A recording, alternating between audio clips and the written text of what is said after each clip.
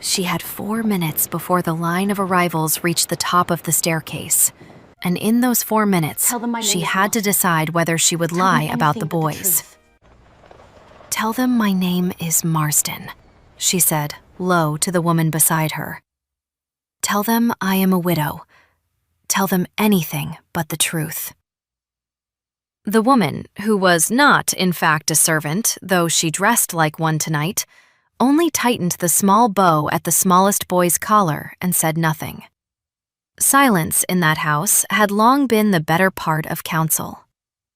Outside, the carriages were still grinding to a halt under the portico, and the chandeliers above had been lit for what must have been the 3rd time that hour, because one of the great wax tapers near the south wall was already weeping in long, glassy ribbons that the footman pretended not to see. Inside the little side room where she stood, there was only the smell of lemon polish, the faint draft from a door that had been opened and closed too many times, and 3 boys who looked up at her with the same patient brown eyes their father had used to look at maps. She knelt. She did not mean to kneel. It was the sort of gesture she had been taught, years ago and in another life, not to make in public rooms. But she knelt anyway, and she straightened the middle boy's sash, and she tucked a curl behind the eldest one's ear, and she said, very quietly, "Whatever happens in there, you stand together. Do you hear me? You stand together, and you do not let go of one another's hands." "Are we frightened, Mama?" asked the youngest, who asked everything aloud because he had not yet learned that some questions are meant to be kept. "No," she said. "We are simply careful. There is a difference."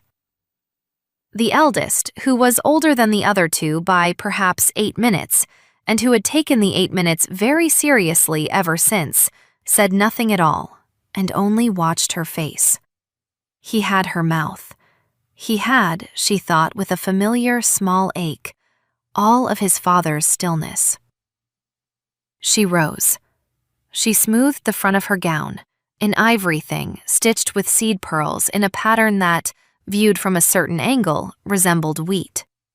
She had chosen it for that reason.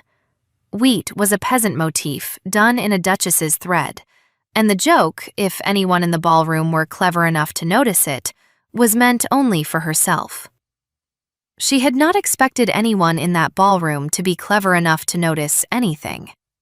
She had expected to be looked at and dismissed, as she had been looked at and dismissed for 7 years, and to slip in and slip out before the orchestra reached the 2nd waltz. She had come for one reason only: a name on a list, a signature she required by morning, a door that would close forever if she did not push it open tonight. She had not come for him. She told herself this twice, while the footman at the inner door raised his small, white-gloved hand to signal that her party would be next, and she told herself a 3rd time as the doors opened and the wash of light and sound rolled out to meet them like a tide. Music. Glass. The murmurous sea of 100 polite conversations, all pitched at the same careful volume. Somewhere in there was the man who had once known the exact pressure of her hand on his sleeve. And somewhere in there was the rest of her life. And somewhere in there was the signature. "Lady Marsden," the herald announced, in the calm, indifferent voice of men who have learned to make every name sound equal. "And her 3 sons." She did not flinch at the borrowed name. She had rehearsed not flinching. What she had not rehearsed was the way the eldest boy's hand found hers at the precise instant the herald spoke, as if he had sensed, in the way clever children sense weather, that something in the room had just changed its pressure. She tightened her fingers around his. She walked forward. The marble under her slippers was cold even through the soles, and she was grateful for the cold because it kept her from floating. And floating, in a room like this one, was the first sign that one was about to fall. The ballroom of Castlemere House was, that night, doing what it had been built 2 centuries earlier to do. It was humbling people. The ceiling vaulted up into a painted heaven where pink-cheeked figures leaned out of clouds with garlands. The chandeliers, 8 of them in a deliberate line, hung at a height calculated to make even tall men feel briefly small. The mirrors along the south wall doubled the company, so that every guest appeared to have arrived with a polite twin. And the orchestra, set discreetly behind a screen of palms, played a slow, decorous air that nobody in the room actually heard, and nobody could have done without.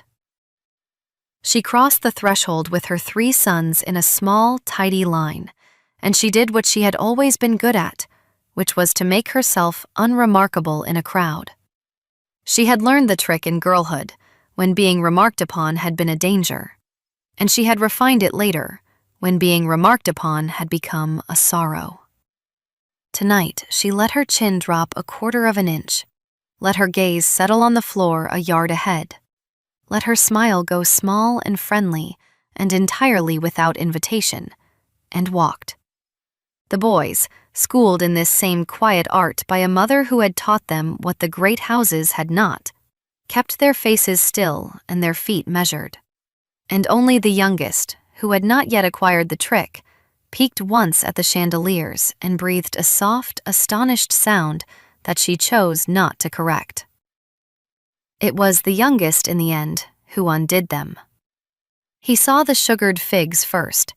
They were arranged on a silver epergne at the long side table, glistening like jewels under glass, and he did what any well-bred 6-year-old does when confronted with a small, glittering miracle. He stopped walking. He did not tug at her hand. He did not whine.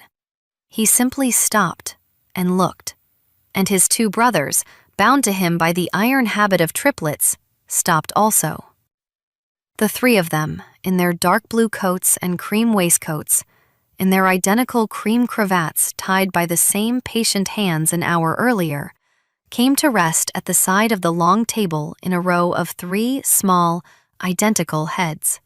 And a great many faces in the great room turned, as faces will when something unusual catches the light.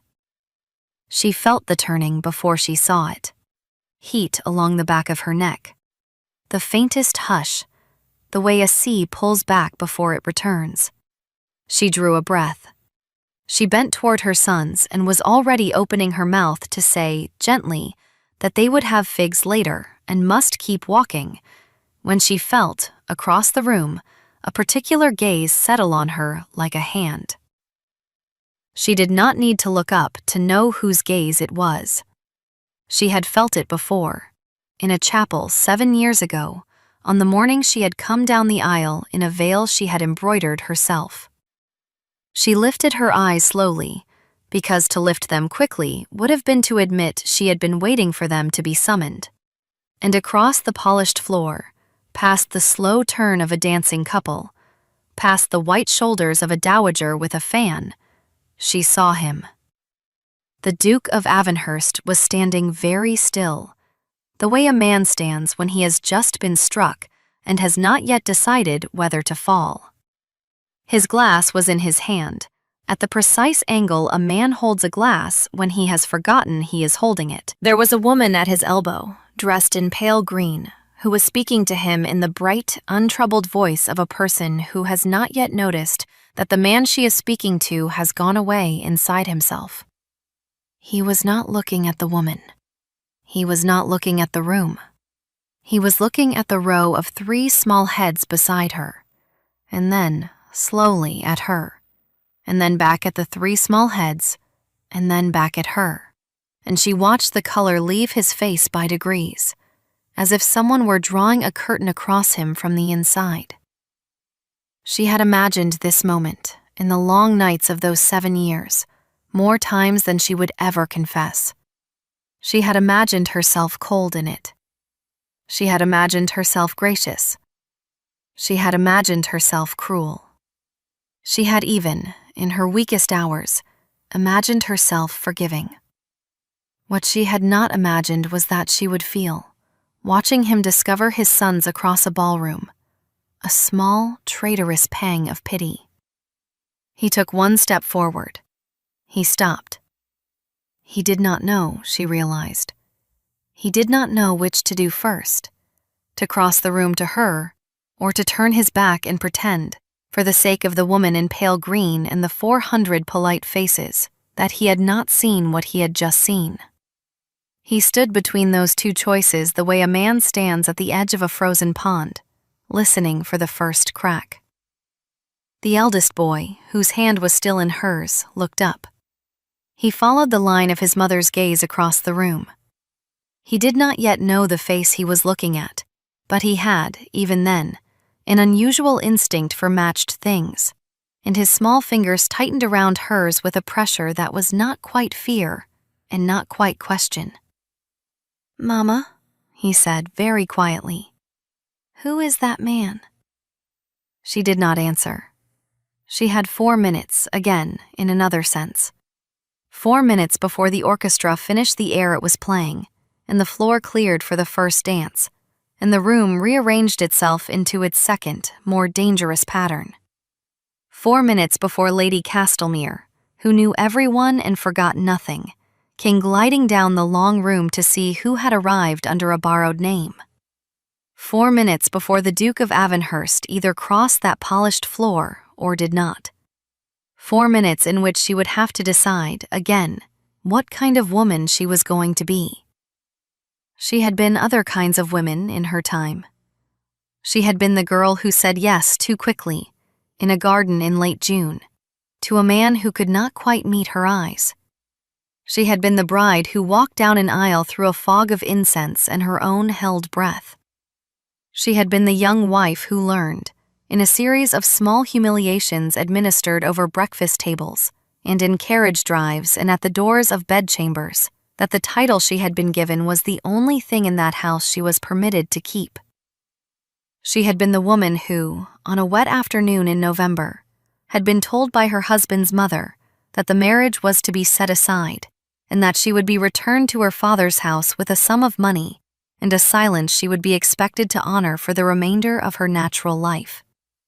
She had been the woman who, 2 months later, on the narrow bed in a country inn whose ceiling she still remembered in every crack, had realized that her body had kept a secret her husband's house had not bothered to ask after.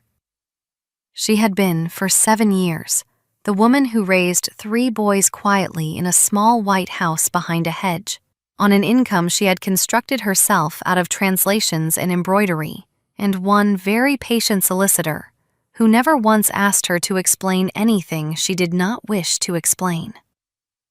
And tonight, she had intended to be a widow named Marsden. The Duke of Avonhurst was still standing there.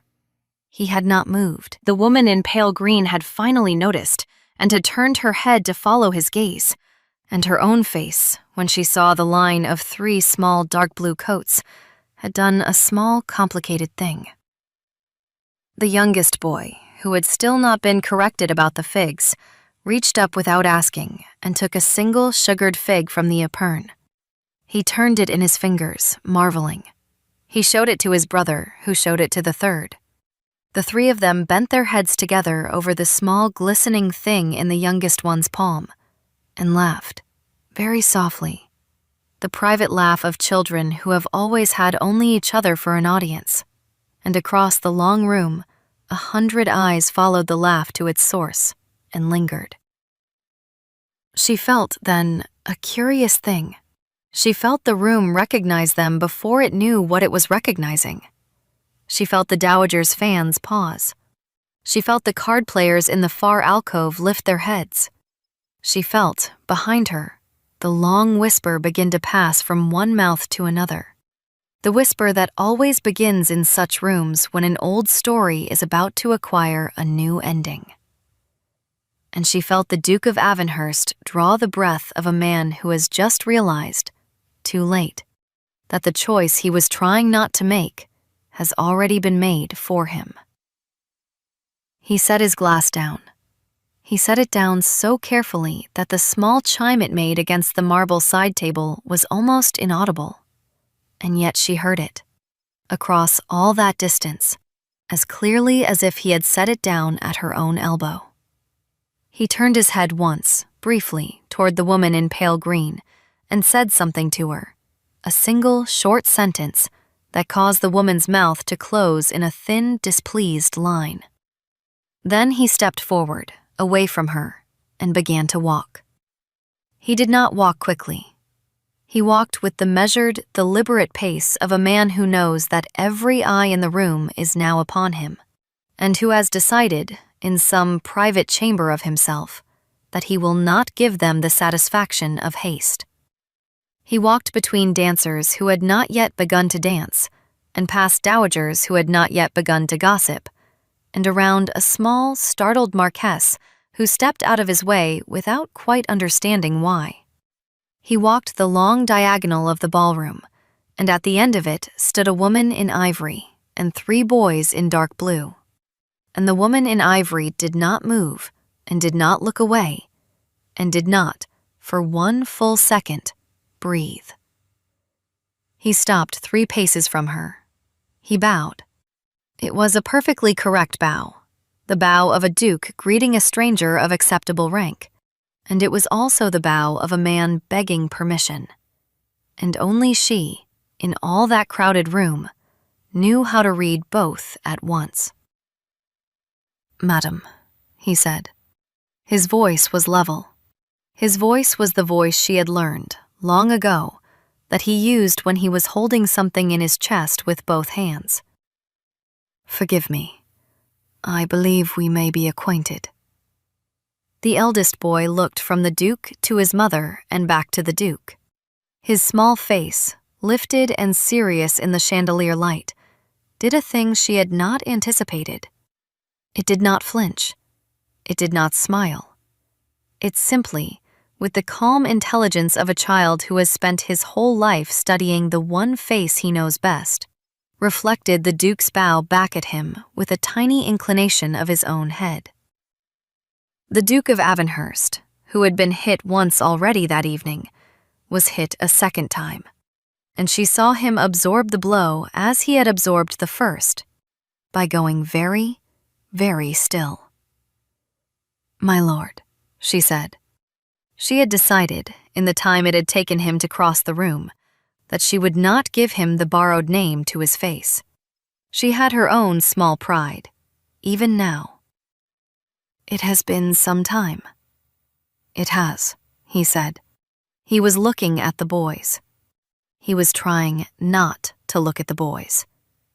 He was failing. The youngest, who had not yet relinquished his fig, held it up toward the Duke with the grave generosity of small children and said, "Would you like one?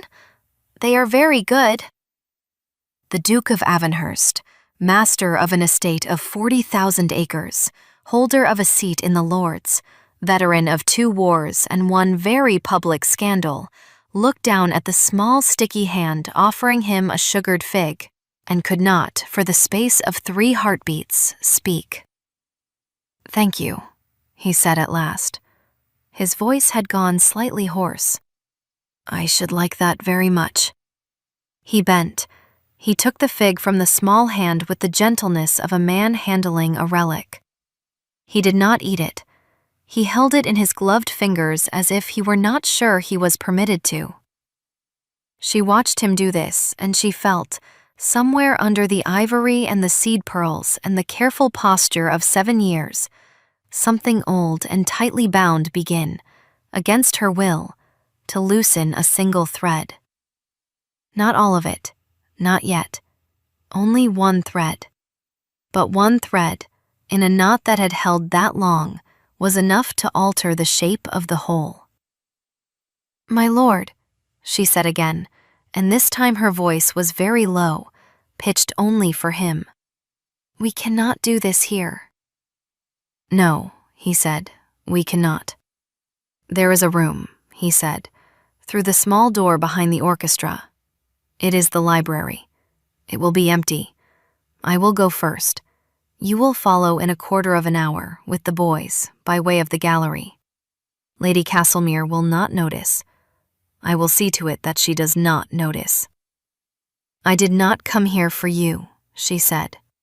"I know," he said, with a faint, exhausted half-smile that she remembered from another life. You never did.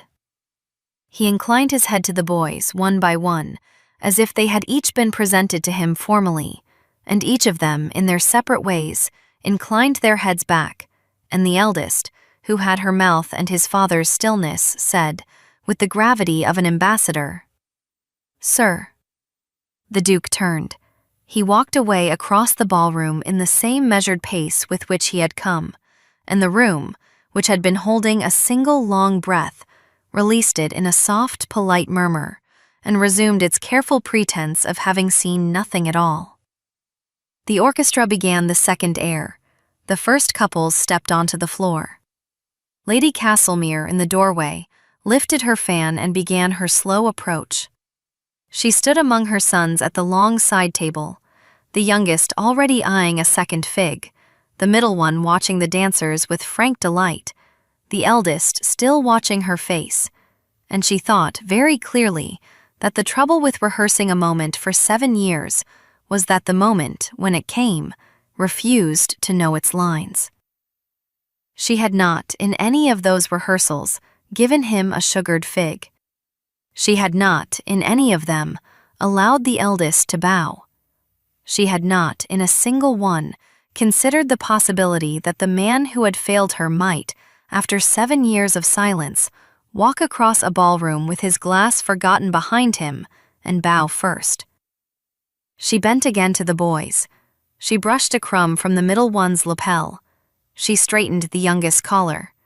She did not, this time, kneel, because Lady Castlemere was approaching, and Lady Castlemere noticed kneeling.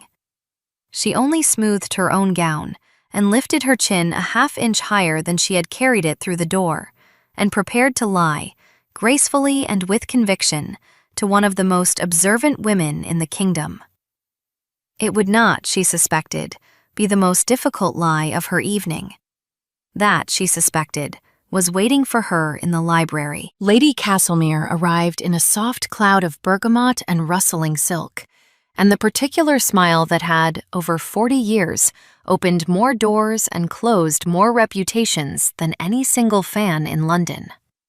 She was a small woman, made larger by her diamonds and by her habit of placing herself in the exact center of any room she entered.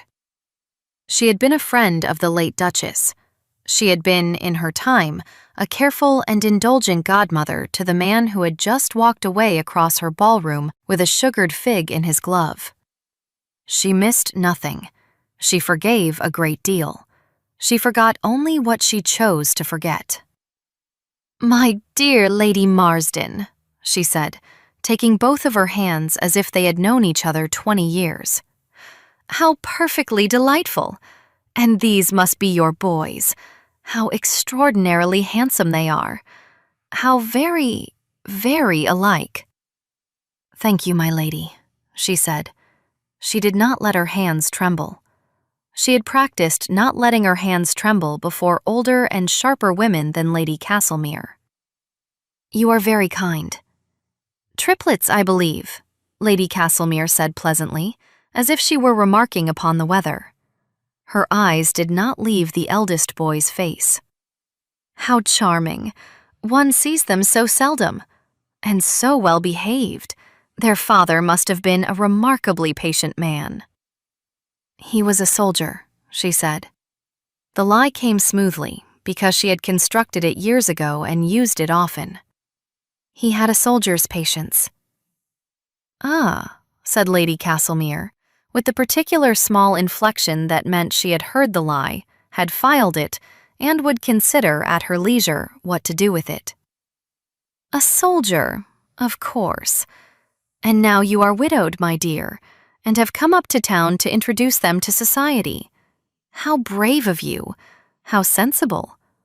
And how curious," she added very lightly, the way a cat sets down its paw, "that the Duke of Avonhurst should have crossed an entire ballroom to acquaint himself with strangers." She met Lady Castlemere's gaze. She did not look away. She did not look at her sons.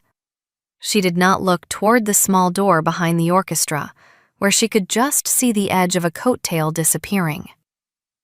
"His Grace was kind enough," she said, "to thank my youngest for an offer of a fig." "Indeed," said Lady Castlemere. "How very gracious of him. He is not, as a rule, fond of figs." "Then it was kinder still," she said. For a long second, the older woman simply looked at her. The fan in her hand opened and closed and opened again. The diamonds at her throat caught the chandelier light and threw it in tiny moving stars across the cream of her bodice. "Walk with me a little, my dear," Lady Castlemere said at last, with a smile that was almost entirely warm. "Bring the boys. There is a corridor through to the gallery that is quieter than this room. We will find them a little lemonade and a window to look out of, and you and I shall have ourselves a small, civilized conversation about soldiers and figs." She did not, in that instant, know whether Lady Castlemere had decided to ruin her or to save her. She suspected the older woman did not yet know either, and was, in her own elegant way, still deciding. She inclined her head. She took the youngest by the hand. She gathered her sons. She walked, with Lady Castlemere on her arm and 400 eyes politely averted, toward the small door behind the orchestra. And behind that door, she knew, a man was standing in a library with a sugared fig still in his glove, waiting to learn whether the 7 years he had spent without her had been a punishment, a mercy, or simply the long preface to a story whose first true sentence was about to be spoken at last. The library at Castlemere House was not a grand room. It was the kind of room a great house keeps for the use of its mistress and her closest friends, lined floor to ceiling with calf-bound volumes nobody had opened in a generation, lit by 2 lamps and the embers of a small fire that had been laid earlier in the evening and forgotten. The carpet was Turkish and very old. The desk was walnut, with a single inkstand of green glass. There was one window, narrow and tall, looking out onto the garden where the lanterns hung in a long, careful line. There were 2 chairs by the fire. He was standing at the window when the door opened. He did not turn at once. He had taken off his gloves and laid them on the desk, and the sugared fig sat beside them on a folded square of his own handkerchief, like a small jewel he had not been able to part with. Lady Castlemere did not enter the room. She paused on the threshold, with the 3 boys arranged neatly around her skirts, and said, in a voice pitched for the corridor and not for the room, "I shall keep your nephew's company for a quarter of an hour, my dear, while you and his Grace discuss the matter of the figs." Her eyes were full of meaning. "A quarter of an hour, no longer. The room beyond is mine, and I do not lend it. Do we understand one another?" "We do, my lady," she said. "Good," said Lady Castlemere, and was gone, drawing the boys with her down the corridor in a soft chiming of small, well-shod feet. She closed the door behind her. She set her back against it. She did not, for a moment, trust her legs. He turned then. The firelight made one half of his face gold and left the other in shadow. And she remembered, with a clarity that almost undid her, that he had stood in exactly this way in another library, on another evening, the night before he had asked her to marry him. He had been younger then. They both had been. He had not yet learned to hold his face still. Tonight he had learned. And tonight, he was using everything he had learned. And even so, she could see, in the small tremor at the corner of his mouth, that he was very near the end of what he could hold.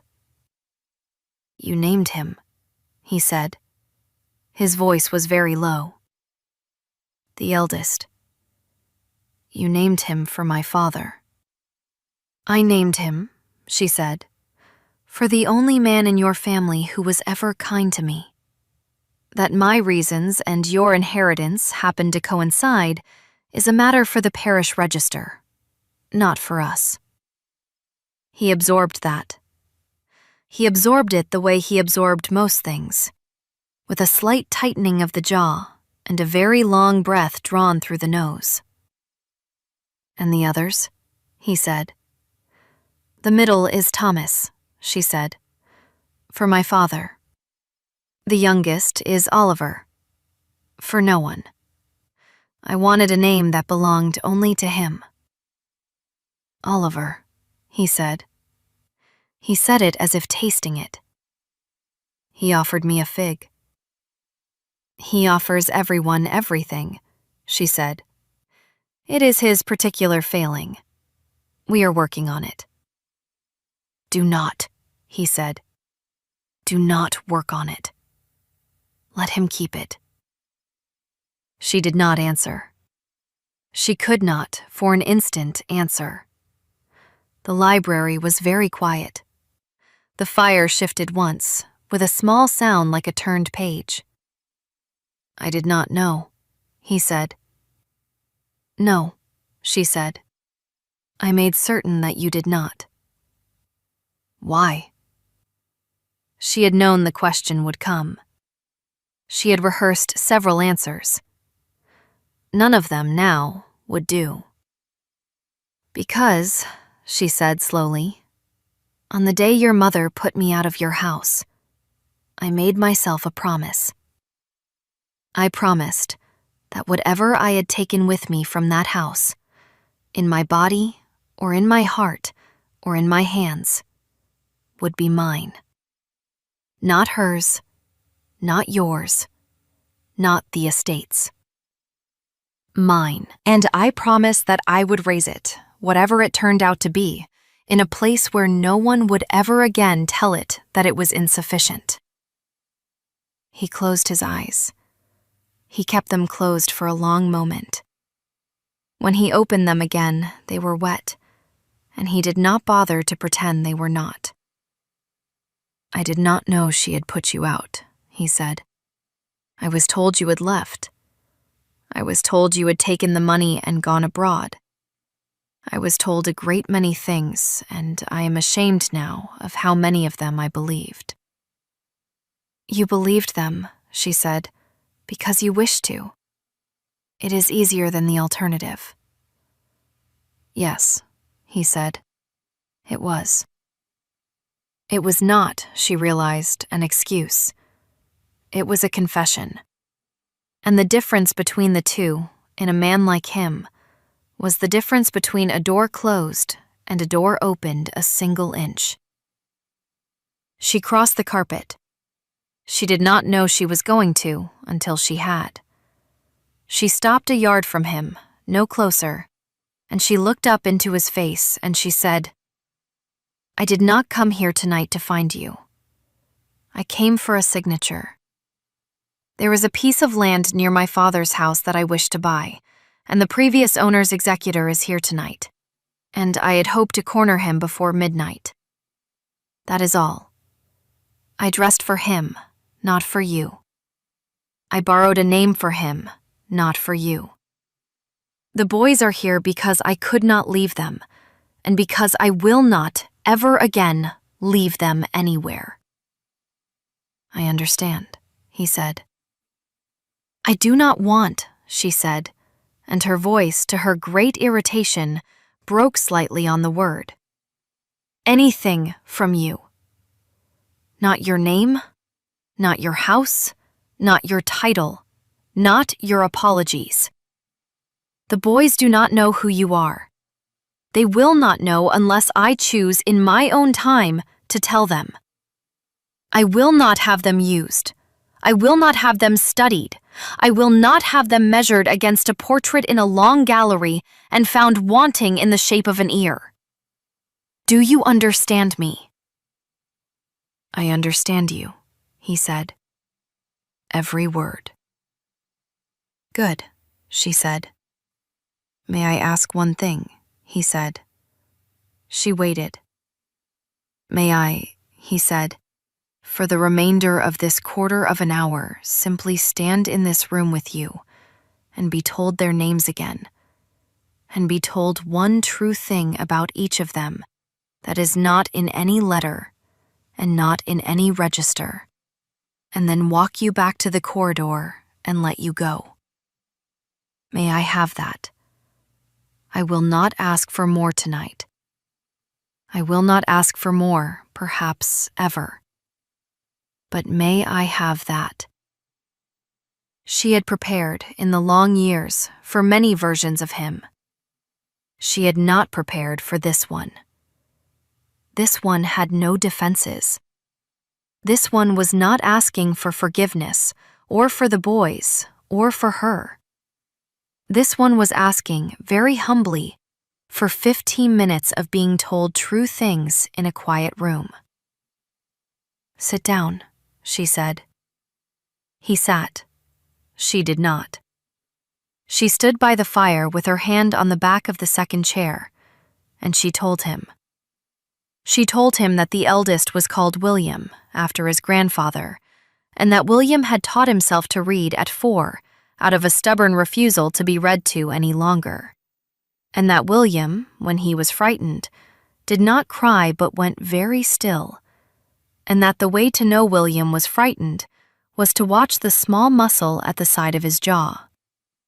She told him that Thomas, the middle, had been born laughing and had not, in any meaningful sense, stopped, and that Thomas could mimic any voice he had ever heard, and that the great trial of Thomas's young life was that he had not yet been allowed to keep a dog. She told him that Oliver, the youngest, had been the smallest at birth and had nearly not lived, and that for the first month of his life, she had slept with him against her chest because she had been afraid that if she set him down, he would forget how to breathe, and that Oliver, now, was the bravest of the three, in the strange way that the ones who almost did not live are often the bravest, and that Oliver gave away everything he loved because he had learned, very early, that things one loved were not, in the end, the things one kept. The Duke of Avonhurst sat in the chair by the fire while she told him these things. He did not interrupt. He did not write anything down, though she could see him committing each word to a memory she remembered as being unusually exact. Once, when she described Oliver's first month, his hand closed very tightly on the arm of the chair. And once, when she described William's stillness, he covered his eyes with one hand and held them covered for a long time. He did not weep. He did not, she suspected, allow himself to. He only listened, the way a man listens when he has been given, after a great drought, a single cup of water and has decided to drink it slowly. When she finished, the fire had burned down by another inch. The lamp on the desk had begun very faintly to smoke. From the corridor came the small distant sound of a boy laughing, the high, pure laugh of Oliver at something Lady Castlemere had said, and both of them, in the library, turned their heads toward the sound, and for one short, illegal second, they smiled at one another across the room as parents smile. She caught the smile. She put it away. "It is a quarter of an hour," she said. "It is," he said. He rose. He took the sugared fig from the desk. He folded the handkerchief around it with great care and tucked it into the inner pocket of his coat, against his chest. And she did not, watching him do this, say any of the things that rose into her throat. He crossed the room to her. He stopped a yard away, as she had stopped a yard from him, and he bowed, once, very low, the bow of a man who has nothing to offer but the bow itself. "Lady Mosden," he said with a faint, exhausted irony that was the first true note of the man she had once known. "I am very grateful for the conversation." "My lord," she said. She inclined her head. "Good night." "Good night," he said. He opened the door for her. He did not touch her. He did not, by so much as the brush of a sleeve, presume. She stepped past him into the corridor, and Lady Castlemere rose from a small sofa where she had been telling the boys, with great seriousness, the history of a portrait on the wall. And the three boys ran to her with the unself-conscious gladness of children who have been parted from their mother for 15 whole minutes. And she gathered them, and she did not look back, and the door to the library closed behind her with a sound so soft she would not have heard it if she had not been listening for it. She would not, for some time, allow herself to think about the small object now tucked against the Duke of Avonhurst's chest, beneath the fine wool of his coat, kept warm by the heart she had once been told, in a chapel in June, would be hers. She did, however, that night, find her signature. The executor was at the card tables. He was an elderly man with watery eyes and a tendency to nod off between hands, and she sat down beside him and spoke to him with the patience she reserved for elderly men with watery eyes. And in the space of half an hour she had not only her signature, but the goodwill of 2 of his neighbors and a quiet promise of a discount on the adjoining pasture. She rose from the table. She thanked him. She gathered her boys, who had been allowed by Lady Castlemere to sit on a velvet bench beside the card room and eat a discreet quantity of marchpane. She made her farewells. She did not see the Duke of Avonhurst again that night, and she understood, with a clarity that was not entirely relief, that he had taken himself away from the ball so that she might leave it without further notice. In the carriage, on the way home, Oliver fell asleep with his head against her shoulder, and a third sugared fig smuggled in his pocket, leaving a small dark stain on his coat that she would, in the morning, pretend not to see. Thomas, on the seat opposite, told William in a low, excited whisper every detail of every dance he had observed, complete with imitations of 3 dowagers and 1 drunken viscount, until William, who was the oldest by 8 minutes, and who took the 8 minutes seriously, told him to hush and let their mother think. She did not think. She watched, through the carriage window, the lamps of the great houses pass one by one and give way to the dimmer lamps of the streets nearer home. And she allowed herself, for the duration of one street, to remember that she had once been very young, and had once been very loved, and had once believed, with the whole unguarded weight of herself, that she would never have to learn to be careful. Then she put the memory back where she kept it, and she counted her boys' breathing, and she went home. The small white house behind the hedge was waiting for them, with 1 lamp burning in the hall. The woman who had dressed the boys that evening, who was not a servant though she dressed like one, opened the door without speaking, and the 3 boys went up the stairs in a sleepy, obedient line, and she stood for a moment in the hall, with her gloves in her hand, and her ivory gown still cold from the carriage, and she did not, that night, cry. She did, however, sit down at the little walnut desk in the parlor, and take out a sheet of paper, and write a single line in her best hand. "If you wish to know them," she wrote, "you will write to me first. You will not call. You will not send anyone. You will write in your own hand, and you will tell me, plainly, what you are prepared to offer them that is not money and not a name.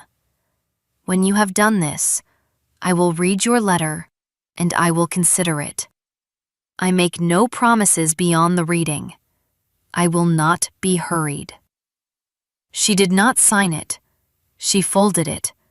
She sealed it with a plain wafer. She addressed it, in a hand that surprised her by being quite steady, to the Duke of Avonhurst at his town address. She left it on the hall table for the morning post.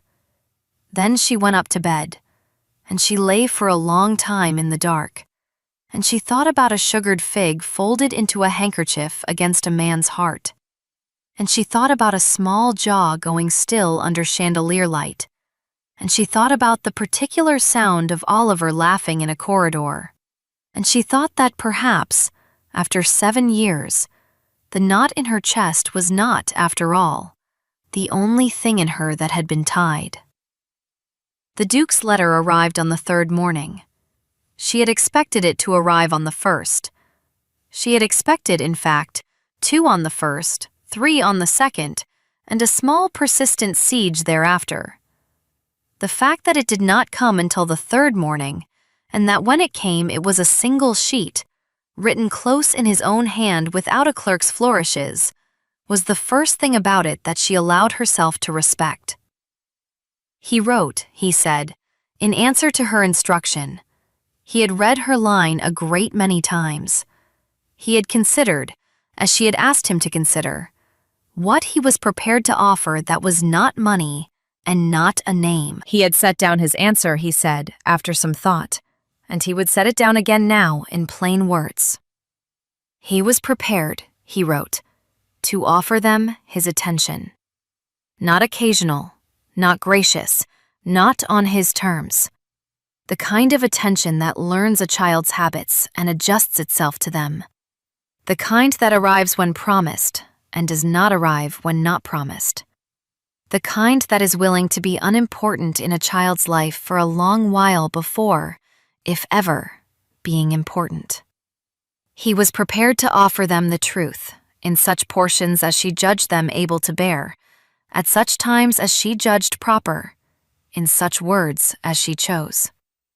He was prepared to offer them, in the meantime, no claim and no demand. He was prepared, he wrote, to be useful or to be absent, as she required, and to consider neither beneath him. For her, he wrote, he was not prepared to offer anything at all, because anything he offered her now would be, in the nature of things, an insult. And he had insulted her enough. He signed himself simply with his Christian name. He had not done that in any letter to her in 8 years. She read the letter twice. She set it on the desk. She walked once around the parlor. She read it a third time. Then she went into the kitchen and made tea, with her own hands, and she sat at the kitchen table while the kettle muttered, and she stared at the grain of the wood until the kettle whistled. He had not, she noted, asked to see them. That, more than anything else in the letter, was the thing that stayed her hand from tearing it up. She wrote back the same day. She wrote that he might, on the following Sunday afternoon, come for 1 hour to the small white house behind the hedge. He would come as a Mr. Avery, an acquaintance of hers from her father's parish. He would bring no gifts. He would not, on this first visit, attempt to be anything to the boys but a polite stranger who had been invited to tea. He would not stay for supper. He would, at the end of the hour, go away, and he would not return until she invited him again. She added in a postscript that Oliver was particularly fond of currant cake, that William detested being patted on the head, and that Thomas would attempt, within 10 minutes, to make him laugh. He should not, she wrote, resist the attempt. Thomas was very good at it. He came on the Sunday.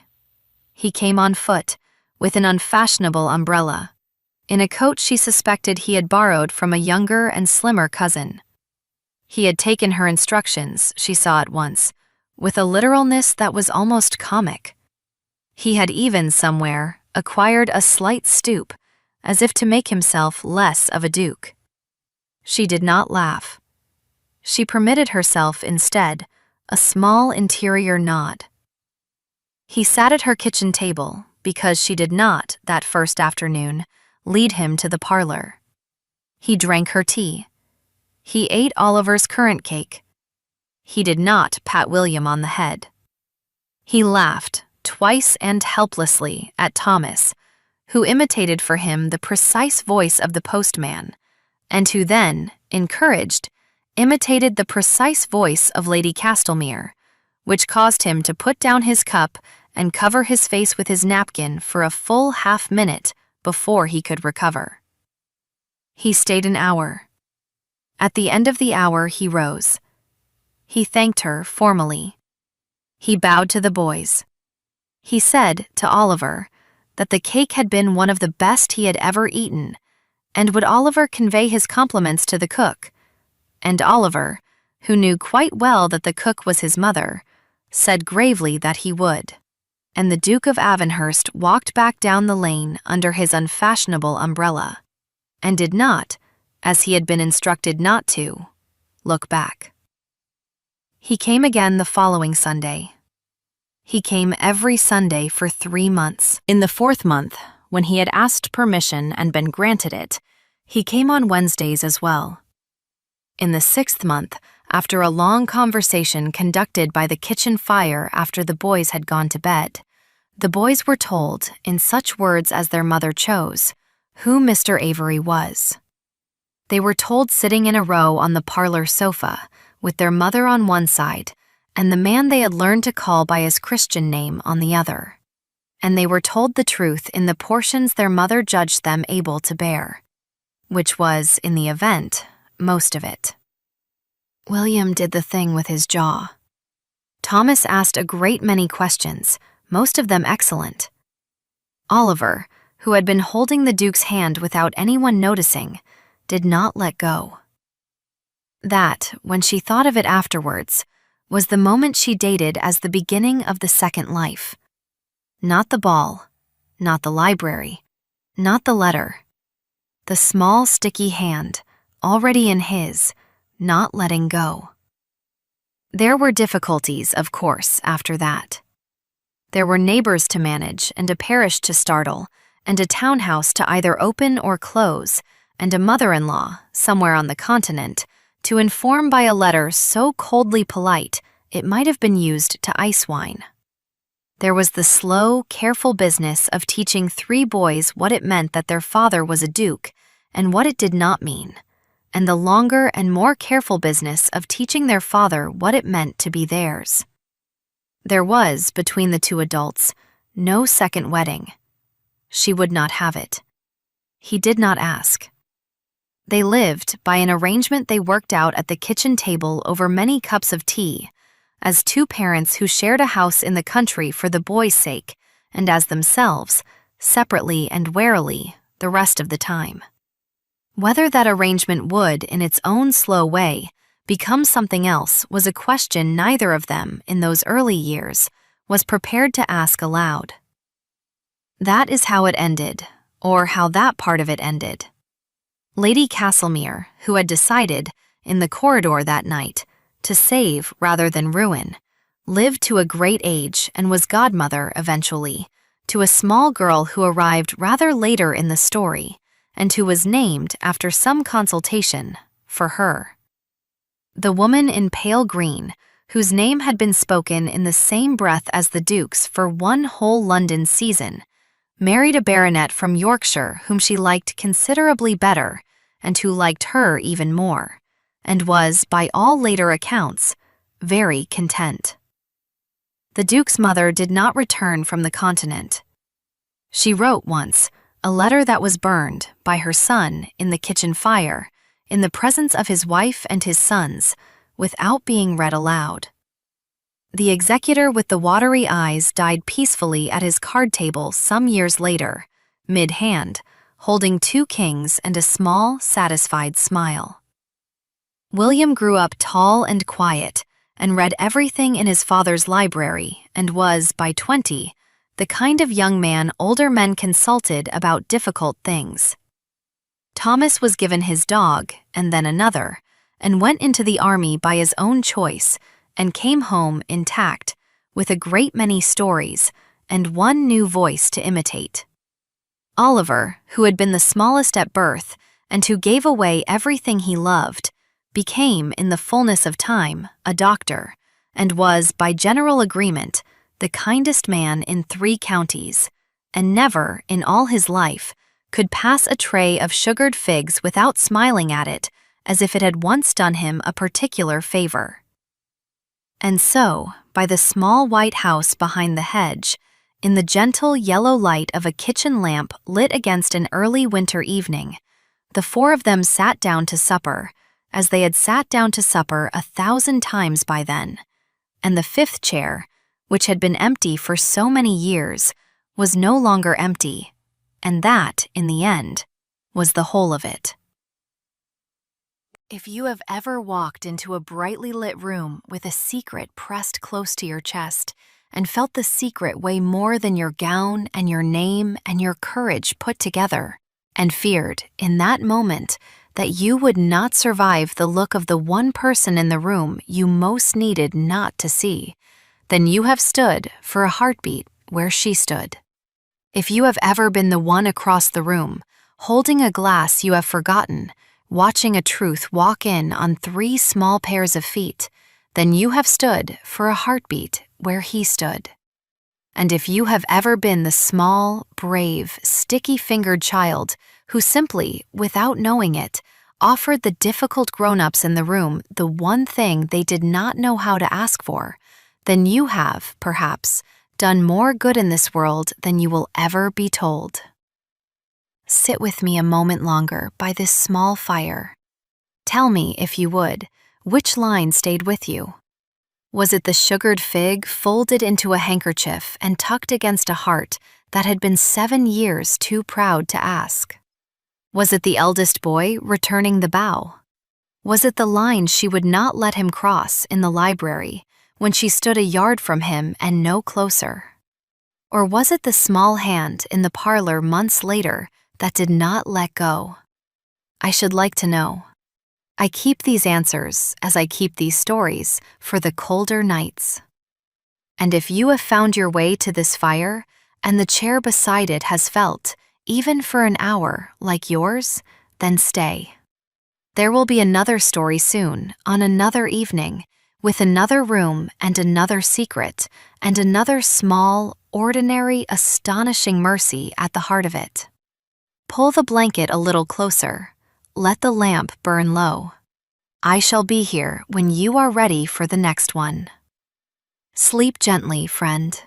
The fire will keep until then.